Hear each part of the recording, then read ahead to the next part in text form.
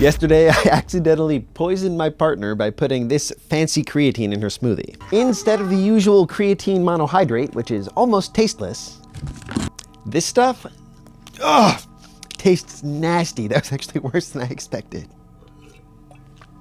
Okay. That stuff was so bitter that 1 teaspoon was enough to make her gag when taking a sip of the smoothie.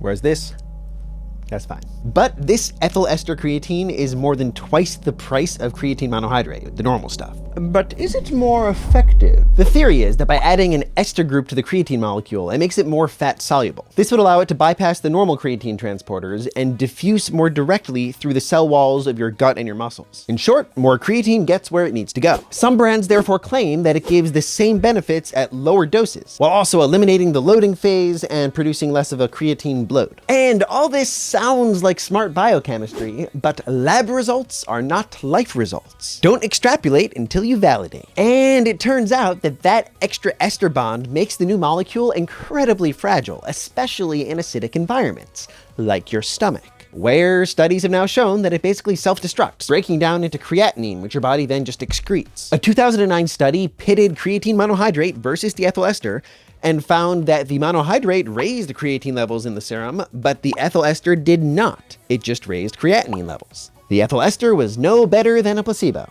This is a classic cautionary tale of marketing getting ahead of science, with companies taking a grain of truth and using it to sell you way overpriced products. So I'm here to distill the actionable, life-improving science from the marketing hype. Final fun fact. New SETI research shows that humpback whales might be trying to communicate with humans by blowing water rings.